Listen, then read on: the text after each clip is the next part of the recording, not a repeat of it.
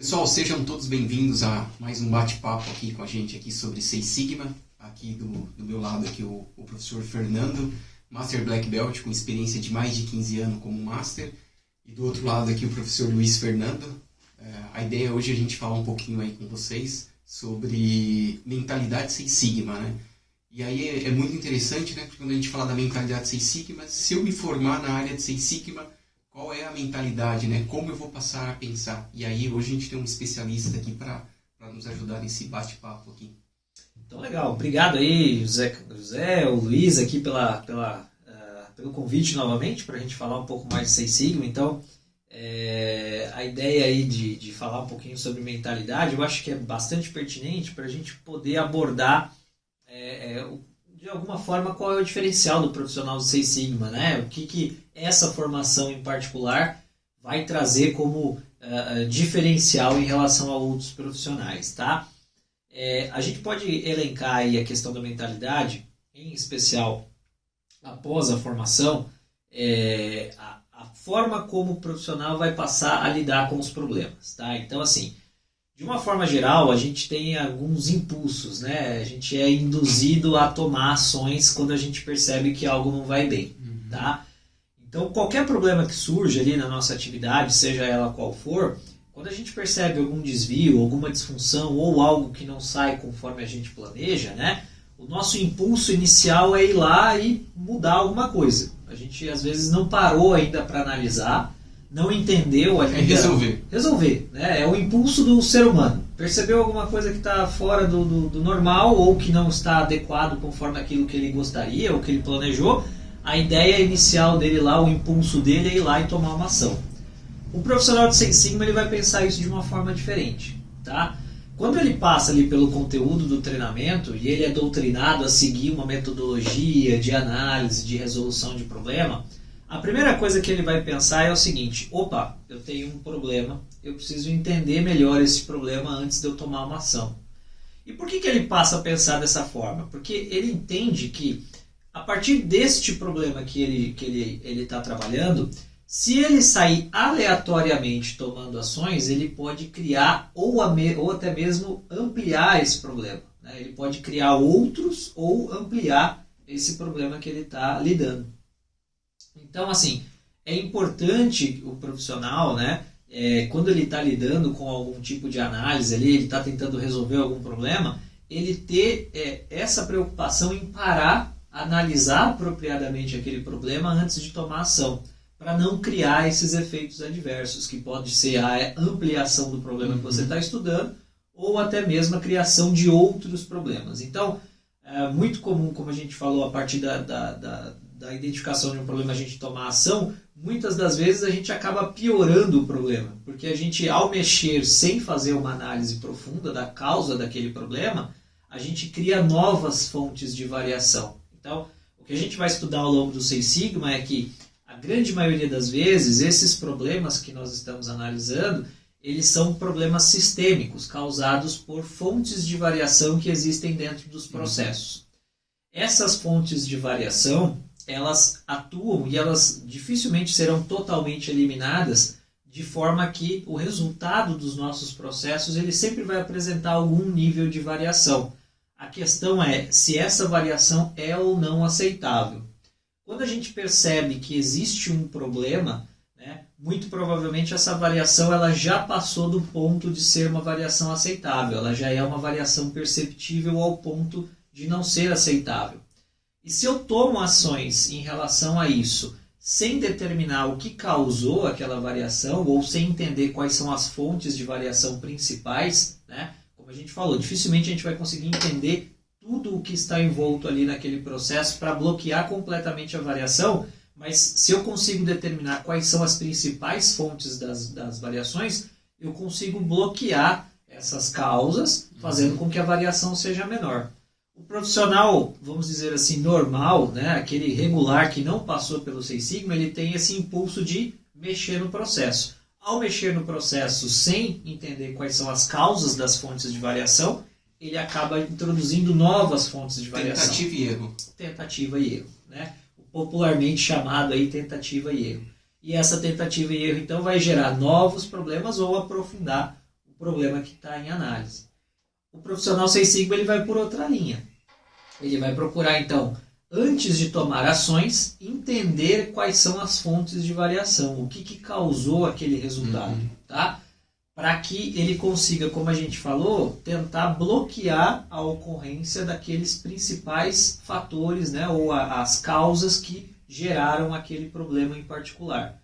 Ele dificilmente, como a gente disse, vai bloquear completamente, né? Alguma variação sempre vai existir, mas se ele consegue determinar as principais fontes e agir sobre elas, os resultados finais tendem a variar menos, a ponto de eventualmente serem imperceptíveis do ponto de vista ali do cliente ou da própria organização, tá? Então o profissional Six Sigma, a mentalidade dele é sempre analisar antes de agir. Então por isso que a gente tem dentro do Six Sigma um método estruturado, né, de análise e resolução de problemas. Então ele é doutrinado a, primeiro, definir muito bem o que ele está estudando, entender o que é o problema que ele quer resolver, depois, como que ele mede esse problema, fazer uma boa mensuração, entender quais são, né, as principais componentes daquele problema que ele está estudando. Numa terceira etapa, ele vai de fato esmiuçar, entender o processo que gera esse problema que ele está estudando e mais do que isso, quais são as fontes de variação, né? Quais são as causas potenciais desse problema. Por fim, a partir da determinação dessas causas, né, ele identifica ali qual é a causa raiz, ou seja, a fonte de variação mais importante para aquele problema, ele vai tomar ação específica, né, direcionada, um tiro certo, digamos assim, diretamente aonde de fato aquele problema é causado, tá? E aí, claro, né, tende a ser muito mais assertivo, né? Embora ele gaste um pouco mais de tempo, muitas das vezes, fazendo uma análise, a resolução tende a ser mais rápida, porque ele não causa esses efeitos adversos, né? A solução é única e certeira. Ela foi muito bem estudada e planejada. E por isso os resultados tendem a ser melhores, com menores custos para a empresa, né? Afinal de contas, não há introdução de ações desnecessárias ao processo e os resultados tendem a ser mais efetivos a partir da determinação da verdadeira causa de um problema. Tá? Fernando, baseado no que você me falou até agora, você me fala de fatos e dados, né? A pessoa que trabalha com Six Sigma é fatos e dados. Mas trazendo isso para uma questão mais prática, por exemplo, para ficar mais claro aqui para a gente. Me fala uma situação em que uma pessoa ali que ela é formada no Six Sigma, ela agiria ali, e uma pessoa que não é formada, ela conduziria isso de uma outra forma. Por exemplo, dentro de um projeto que você já tocou já, e aí pode ser um projeto técnico ou não técnico, só um exemplo, só para a gente trazer isso para uma realidade. Né? Tá certo. Então vamos dar um exemplo aqui. Tá?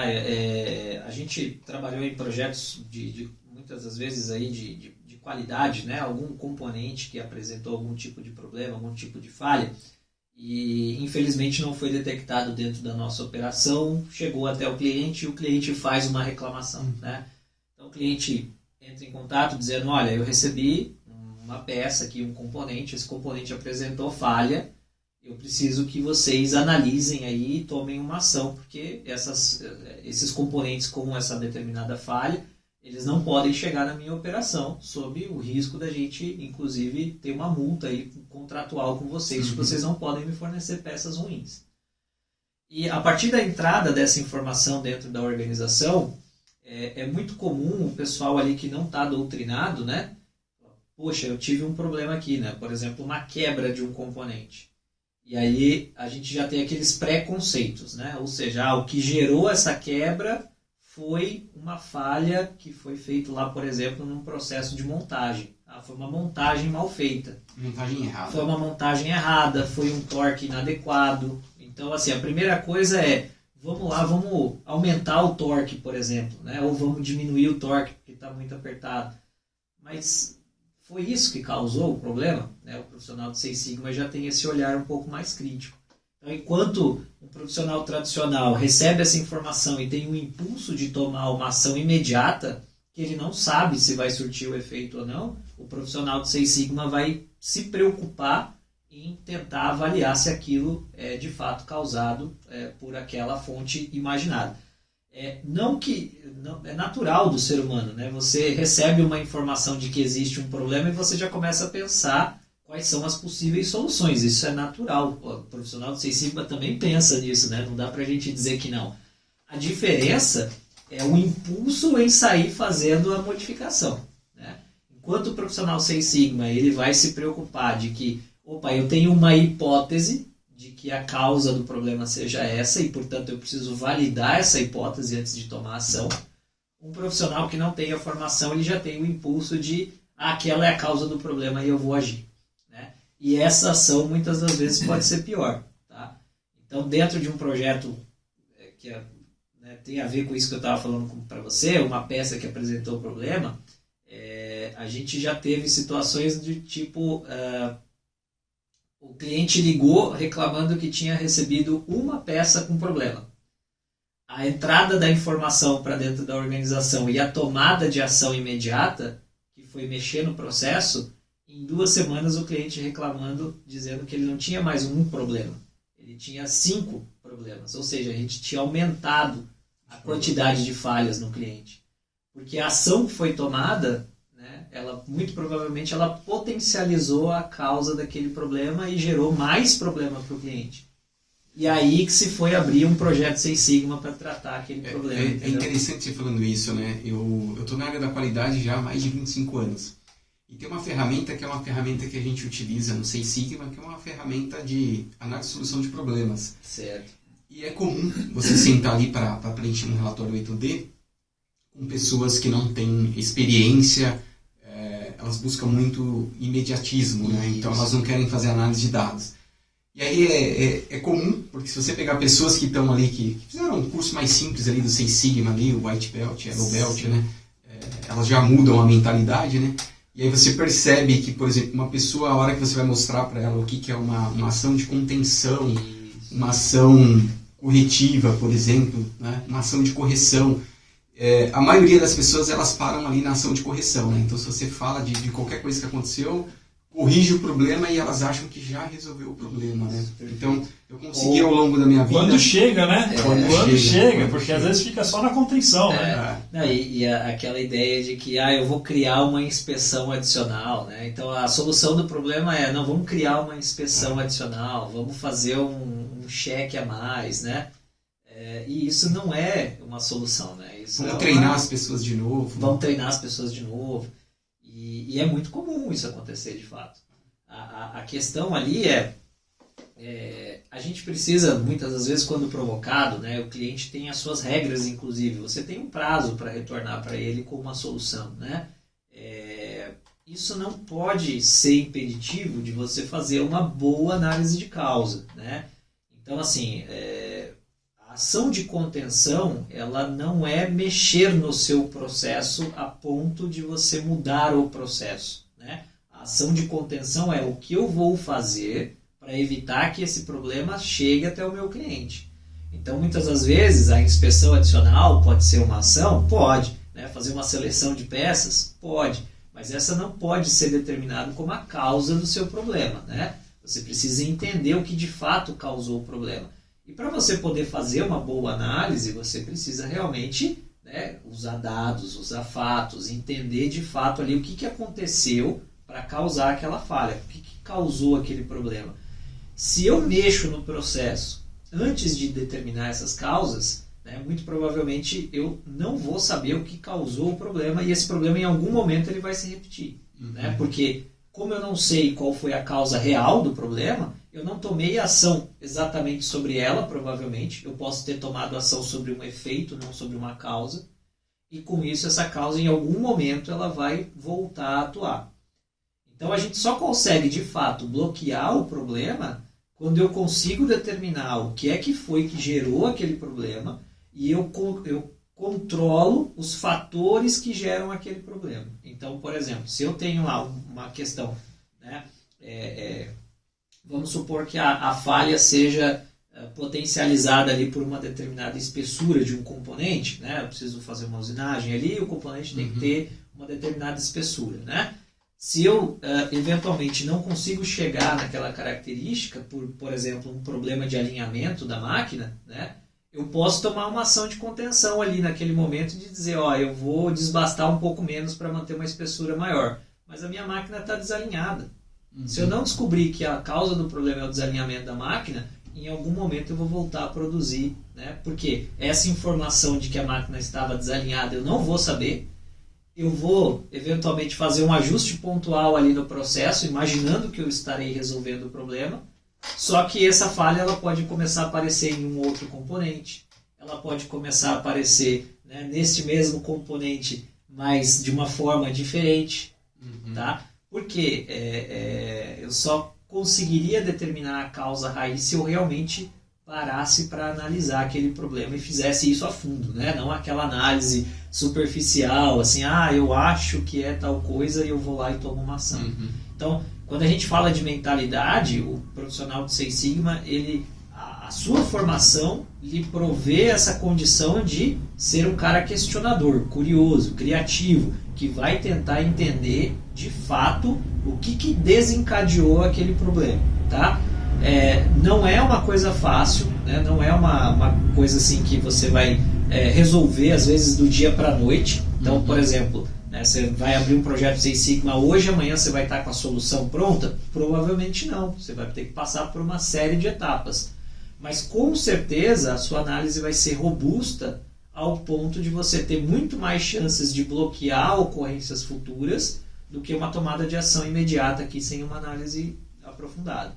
Tá? Então, assim, não que nós não precisamos nos preocupar com uma contenção imediata. Ela é importante, o seu cliente merece essa atenção. Mas isso de forma nenhuma te exime de fazer uma boa análise de causa de um problema. Não pode parar por aí, né? Não pode parar na contenção. Exatamente. Trabalhar menos com intuição, mais baseado em dados e fatos. Uma visão sistêmica na parte de análise, Perfeito. mas com foco na ação ali para atingir a causa raiz. Exatamente. O Luiz, uma coisa interessante, né? A gente tem recebido muitas perguntas aí dos nossos alunos, né?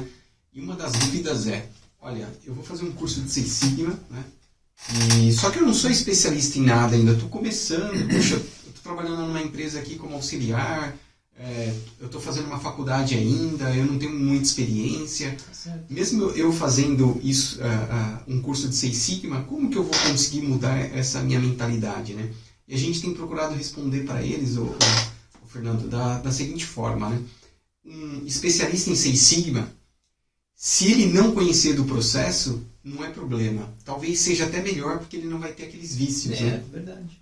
O que ele vai precisar saber? O conceito, né? Então, quando eu vou analisar ali um determinado processo ali, eu não preciso conhecer do processo, mas se eu conheço todas as ferramentas, todos os passos, e eu tenho uma mentalidade, eu vou conseguir esgotar o suficiente com as pessoas que são especialistas, né, da área ali.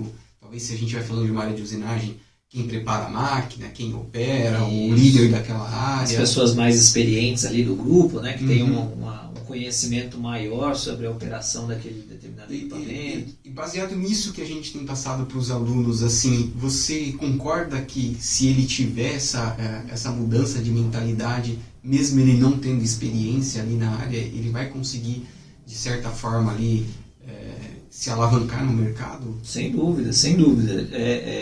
O profissional do Six Sigma, ele é um profissional diferente, né? Tanto que a demanda para o profissional do Six Sigma ela é naturalmente maior. A capacidade de fazer boas análises e entregar soluções efetivas é o que diferencia esse profissional dos outros. E, claro, isso é uma alavanca profissional, né? Uma empresa que está ali procurando um profissional, ela espera do profissional uma proatividade a ponto de ele ser um profissional que entrega resultados. Né? De fato, a gente já tem percebido uma outra mudança no mercado, né?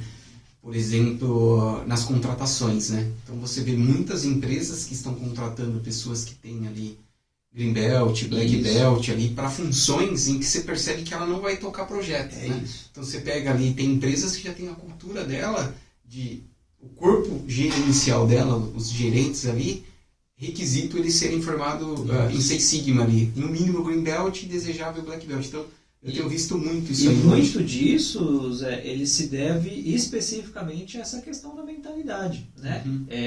A empresa muitas das vezes não espera que esse gerente vá lá conduzir um projeto de melhoria, mas que ele tenha essa mentalidade na resolução dos problemas que ele tem que lidar, né? No sentido de que ele não seja esse cara imediatista, impulsivo, né? Que vai realmente cobrar da sua equipe um conjunto de dados para uma tomada de decisão segura, né? Então, esse profissional, muitas das vezes, ele não vai ser o responsável por fazer um projeto de melhoria, mas ele vai acompanhar esse projeto. Ele vai criticar esse projeto, né? E criticar no sentido de ter uma interação daquilo que está sendo proposto, né? Ou seja, eu poder avaliar se aquilo que está sendo proposto é consistente com os dados que foram levantados. Então, é importante para o gestor, é importante para o colaborador e para a empresa de uma forma geral. Vamos pensar, o que uma empresa precisa para entregar seus resultados? Ela precisa de pessoas bem capacitadas.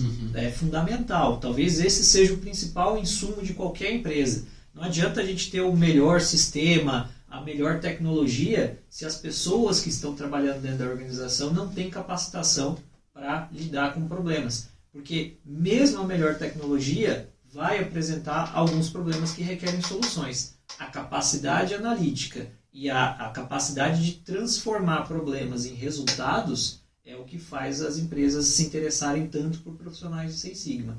É diferente você ter alguém no seu time que vai pensar soluções de forma estruturada, de forma sistêmica. De novo, problemas existem, vão acontecer dos mais diversos tipos e gravidades. A questão é como que nós solucionamos isso. São soluções extremamente pontuais e daqui a 1 mês, 2 meses eu volto a lidar com esse problema novamente? Certamente não é esse o objetivo da empresa. A empresa quer a pessoa que tem a capacidade analítica, que vai transformar esse problema em uma oportunidade para robustecer o seu processo e eliminar aquilo de uma vez por todas e eventualmente até inovar, né? Surgem muitas inovações a partir da resolução de problemas. Inovações que muitas das vezes podem parecer muito simples, mas que são grandes soluções. A gente brinca que talvez a solução mais difícil é aquela que é mais simples, né? Sim. Porque a simplicidade ela é uma grande beleza, né? Talvez a maior solução está numa solução mais simples. O Fernando, é que assim, quando você fala tudo isso, né? E a maioria das pessoas que a gente tem contato, os alunos, até mesmo o nosso convívio ali é muito voltado para a indústria metal-mecânica, né? E aí as pessoas tendem a achar que tudo isso que você está falando aqui é muito voltado para o setor metal-mecânico. E assim, quando a gente busca por empresas, né, que utilizam-se da metodologia Six Sigma, você começa a ver que são vários tipos de empresa. Então a gente começou a perceber que empresas que não eram voltadas para esse segmento aí de produção, está mais voltado a serviço. Por exemplo, hoje a gente encontra, por exemplo, o Hospital Albert Einstein, utiliza-se da metodologia Six Sigma. A gente pega o exército americano, lá eles se utilizam da metodologia Six Sigma. Você começa a pegar uma Samsung, são muitas. Aí outra hora você olha a Shell, aí daqui a pouco você olha, tem uma empresa no setor de construção, bancos, tem para todos os segmentos. E assim, por que disso, gente? De novo, tem muito a ver com essa mentalidade. Qualquer segmento desses que a gente está falando vai ter desafios, vai ter problemas. Vamos pensar aqui, atingimento de meta. Né? Então não existe um setor que não tem problema? Não tem setor que não tem problema. Não tem setor que não tem problema, gente. Infelizmente, lidar com problemas é aquilo que um profissional faz. Né? Todos nós ali no dia a dia, quando a gente está trabalhando ali dentro de uma organização, a gente lida com problemas dos mais diversos tipos e complexidades. Né? A questão é como que a gente aborda esses problemas. Né? A gente é um cara que faz soluções, né? Assim, vamos usar um termo aqui mais simplista, né? A gente faz pequenas emendas ali, pequenas gambiarras para resolver o problema. Ou pequenos ajustes técnicos. Ajustes técnicos, né? Ou a gente faz soluções estruturadas, definitivas, sistêmicas, né? Que vão impedir que esse problema volte a acontecer. Essa é a diferença, né? Então, assim, se a gente passar a pensar como um empresário, né? Se a gente se colocar na função, né, na pele de um empresário, né, o que a gente ia preferir? Que a minha equipe me trouxesse uma solução que aparentemente parece boa, mas daqui um mês volta a me dar problema, ou uma equipe que me demora talvez um pouquinho mais, mas que me traz uma solução definitiva, eventualmente até inovando, trazendo alguma coisa que eu possa explorar futuramente ali como um diferencial competitivo, um diferencial técnico ou qualquer coisa do gênero, tá? Então, duas coisas importantes. Analisar bem significa ter um pouco mais de tempo de análise, não significa também que você vai levar uma eternidade, né? Você vai chegar numa solução, eventualmente vai gastar um pouco mais de tempo analisando, mas esse tempo ele é compensado pelo resultado mais positivo que você vai ter e por uma solução mais adequada, né? Sem esses ajustes técnicos, como a gente falou, né? Não, e me vem à mente agora, Zé, aquela empresa que nos procurou, né, aquele gestor, ele entendeu a necessidade, né, de fazer um curso de Six Sigma e procurou a A3, né, com essa intenção de mudança de mentalidade dele. E aí nós falamos para ele, olha, se você treinar a sua equipe, você vai ter uma mudança cultural, uma mudança de mentalidade do departamento, quem sabe da empresa, né? E aí ele começou a investir também em treinamentos dos funcionários para ter uma mudança de mentalidade coletiva, não só do gestor. E isso é importante, porque assim, mudar a cultura é uma coisa muito profunda, né? Você não vai com um movimento único ali, eu sozinho vou mudar, transformar a cultura da empresa inteira. Você precisa começar a exercitar, é igual músculo, né? Para você desenvolver, você precisa exercitá-lo.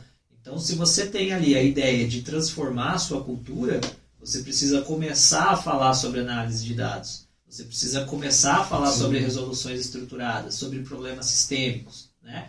Então, você precisa ter um corpo capacitado ali de pessoas que você consiga trazer essas discussões e chegar, de fato, a soluções, digamos assim, ideais ali, né? Ou muito boas para os problemas com que você está lidando. Então, é importante a questão da mentalidade, da cultura, mas essa transformação, ela é uma transformação que exige aí capacitação, as pessoas precisam estar, entender do que se está falando, participar ativamente, e é claro, né, isso tem que permear, né? Não adianta você, tem só um determinado nível da organização que as pessoas têm esse conhecimento, né? Você precisa fazer com que isso chegue a todos os níveis da organização. Claro que muitas das vezes você não precisa de um black belt na parte operacional, eventualmente, mas você precisa dar alguma qualificação.